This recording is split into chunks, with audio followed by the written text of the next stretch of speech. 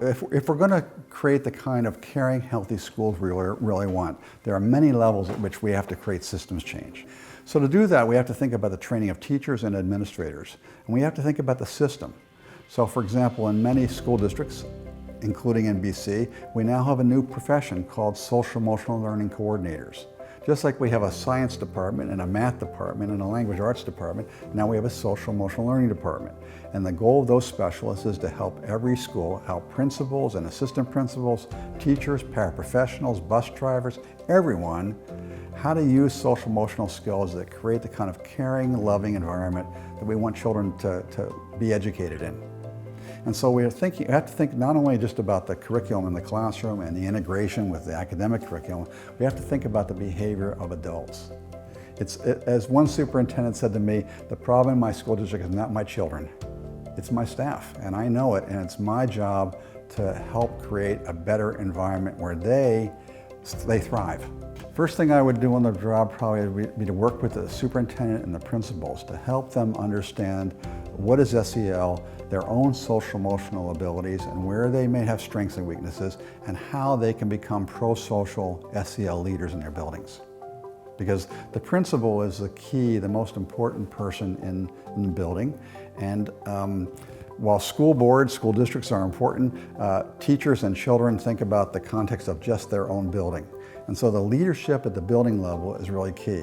And we've been able to show that teachers that go through the CARE, stands for Cultivating Awareness and Resilience in Education, the CARE system in randomized trials show that they enjoy teaching, they're less likely to be stressed, and they're more likely to teach in a way that facilitates children's development. It's a professional development program for teachers about themselves, not about curriculum, nothing new to teach in the classroom.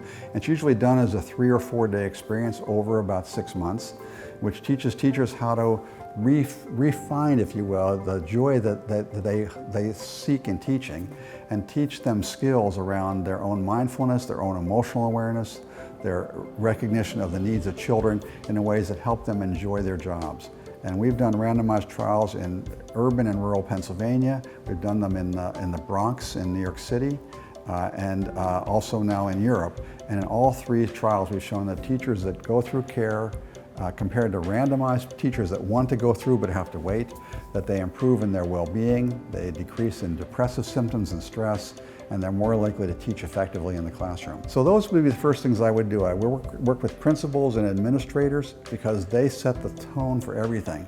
If a principal says to the teachers in the school, the most important thing we can do in our school right now is to help children belong.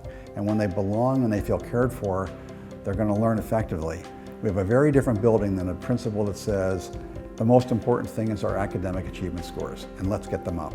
So when we build high quality social emotional learning, especially system-wide, from the principal down to the teachers, down to the kids, we create these caring environments in which children feel they belong and they can use the new skills they're learning. Children become more engaged in learning and they learn better.